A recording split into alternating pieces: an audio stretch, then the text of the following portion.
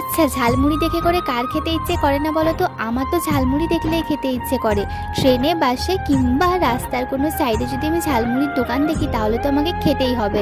তো ফাইনালি আমরা চলে গিয়েছিলাম এখানে একটা ঝালমুড়ির দোকানে। সেই দোকানটা হচ্ছে আমাদের কলেজ থেকে একদম সামনে, মানে কলেজ থেকে বেরোনোর একদম সামনে। আমার কিছু ফ্রেন্ডস ছিল, তারা সবাই মিলে বললো যে চল আমরা কিছু একটা খেয়ে আসি। বাট কী খাবো সেটা কিন্তু আমরা ডিসাইড করিনি। তারপর দোকানে গিয়ে দেখলাম যে এখানে অনেক কিছু বিক্রি হচ্ছিল। তাই ওরা আমাকে জিজ্ঞেস করলো যে তুই বল যে তুই কোনটা খাবি।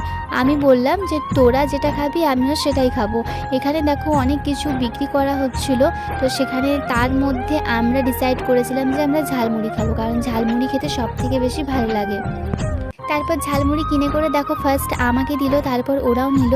ঝালমুড়ি খেতে কিন্তু হেভি লাগে, তারপর আবার ডিম সেদ্ধ যদি হয় তাহলে তো আরও ভালো লাগে।